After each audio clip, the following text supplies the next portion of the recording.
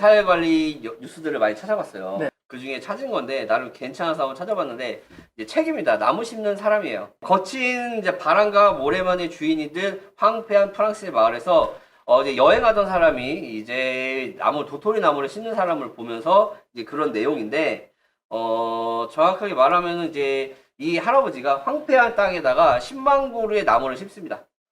그 10만 그루의 나무 중에 싹을 틔운 거는 2만 그루밖에 되지 않아요. 와, 10만 그루 대박이다. 2만 그루에서 네. 또 이제 절반은 산짐승이 먹이가 되거나 아니면 죽어요. 네. 그래서 1만 그루만 성장해서 수비됩니다. 오. 근데 10만 그루를 심었잖아요. 네. 그 중에 성공 확률이 10%밖에 되지 않습니다. 근데 음. 그 10%가 뭘 했느냐?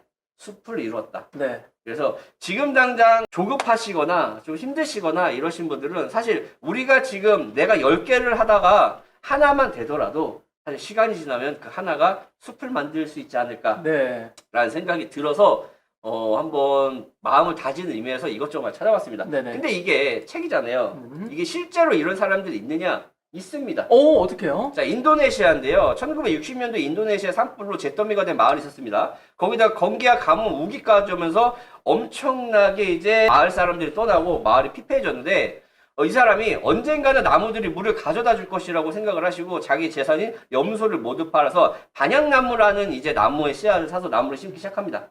이걸 10년 동안 심어요. 네. 마을 사람들은 미쳤다 그랬어요.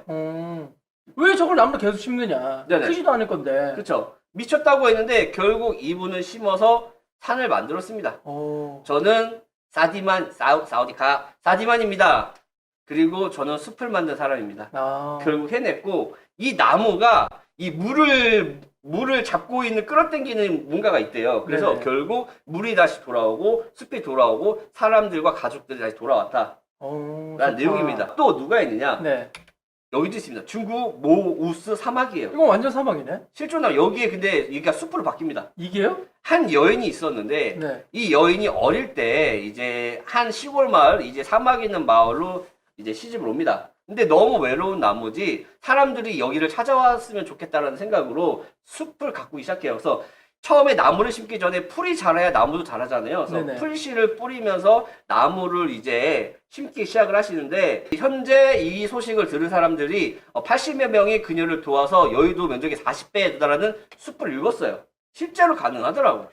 이 사막이요. 그리고 해외 거만 보면 그렇잖아. 아, 국내 것도. 국뽕도 한번 챙겨갑시다. 국뽕 책이라고 합시다. 오케이, 국뽕 오케이. 자, 한국의 치산 녹화인데 이게 한국 땅입니다. 실제예요.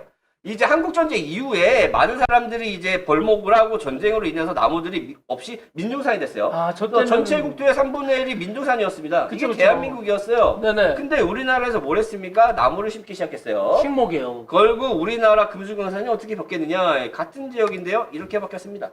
시간이 지난 후에. 그래서 뭐다?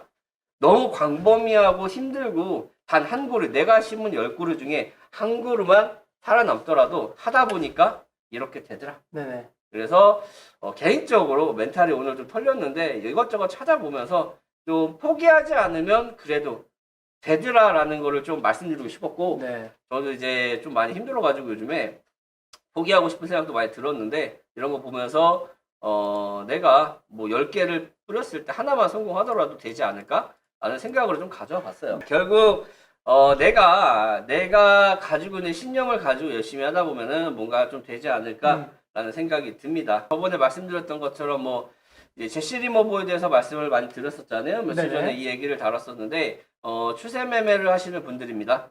이분 같은 경우 다시 한번 얘기 들으면 강세장과 약세장을 구분하여 진입을 하죠. 지금은 이제 강세장으로 아직까지는 진입하진 않았어요. 하지만 약세장에서 강세장으로 전환되는 타점이다라고 말씀을 드리고 싶고요. 그다음에 직전 고점을 돌파하거나 신고가를 갱신하는 걸 지켜본다고 얘기했죠. 우리가 기다렸던 거는 사실 신고가를 갱신하는 모습입니다. 그죠. 신고가를 갱신했을 때는 손실은 짧게 수익은 길게 하는 투자법으로 가지고 가고 있습니다. 그리고 업종의 대표주자를 선도주를 파악하고 지금 선도주를 매매하고 있잖아요. 그래서 우리가 투자를 할 때 좀 이 제시모와 비슷한 매매법으로 가고 있는데 또 이제 많은 분들이 단기적 흐름만 보고 너무 흔들려 하시는 분들이 있을까봐 다시 한번 가져왔습니다. 지금은 강세장과 약세장에서 강세장으로 돌아서려고 하는 타점이고요. 신고가가 갱신하는 지켜본 후에 그 업종의 선도주를 가지고 손실을 짧게 실금 길게 가져가는 투자 전략을 우리는 가져갈 거고 차트를 보면 아시겠지만 이제 신고가를 도달하는 모습들을 보이고 있습니다. 그래서